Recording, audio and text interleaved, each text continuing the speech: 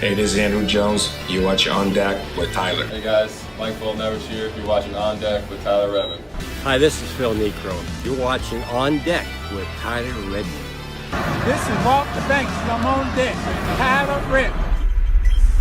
Welcome into On Deck. I'm Tyler Redmond. As always, make sure to like this video, subscribe to this channel, and hit the bell for notifications so you can stay updated with everything going on in Braves country. And of course, you can follow me on social media, Tyler Redmond at BubblegumJesus on Twitter and Instagram. So the Braves are now delayed a few days. The game last night was postponed. It will be a doubleheader on September 4th versus the Nationals. And that will be interesting because the games are only 7 innings in a doubleheader, and it will feel a little bit like extra baseball.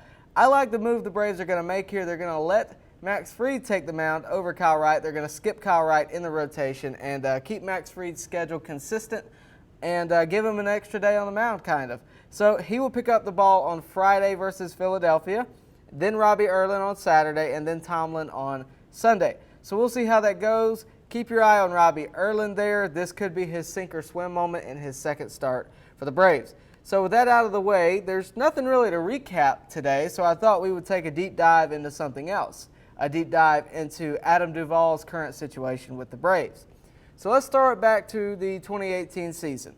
The Atlanta Braves and Cincinnati Reds made a deal right at the trade deadline.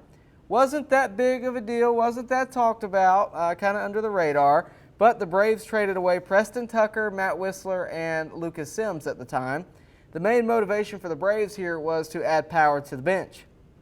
But Duvall struggled, and it left us all scratching our heads as to why. He's a former All-Star only a couple years prior, and the struggling for Duvall really came out of nowhere.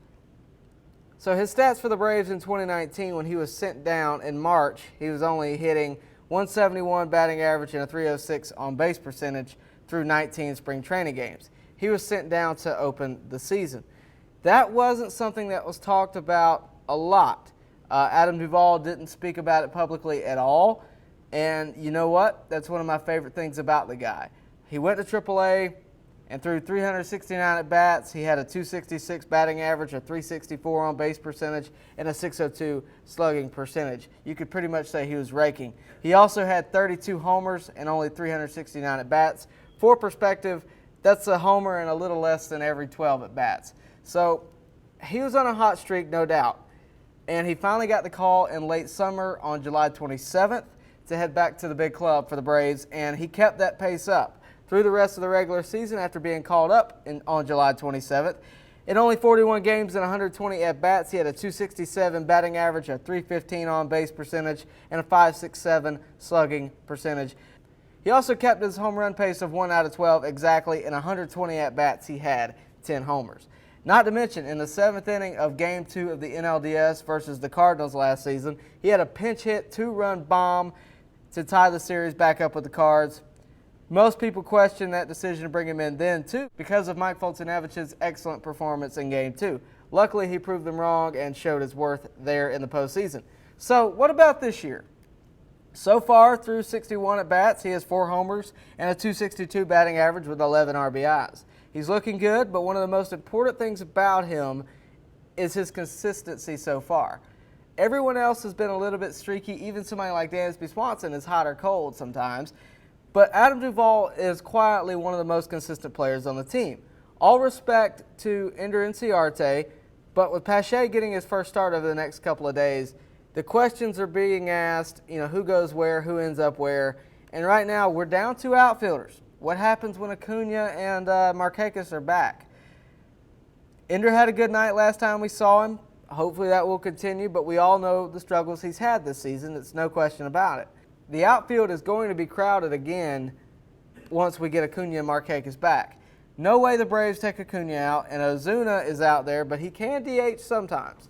But you still only have 2 spots in the outfield to fill once Acuña's back, and you have to fit all these guys in there. Duvall, Pache, Ozuna, Inciarte, and Markakis. So one way or another, all those guys either have to have playing time or basically you have to find a spot for them.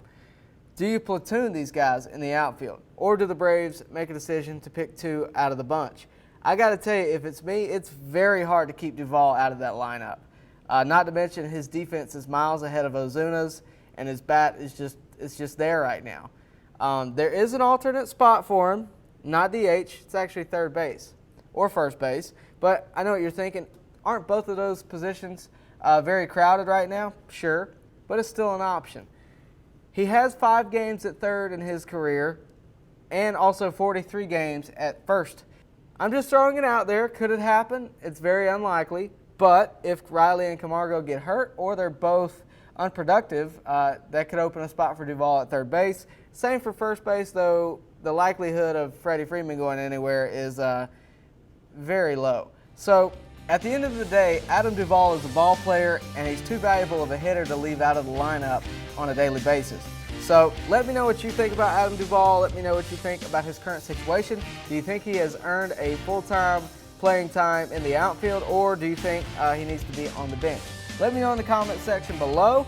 And of course, if you want to see more content like this, you need to like this video, you need to subscribe to this channel, and you need to hit the bell for notifications so you can stay updated every time I drop something new. And of course, you can follow me on social media, Tyler Redmond at BubblegumJesus on Twitter and Instagram. That's all I got for today. I appreciate you watching. I'll see you next time on deck.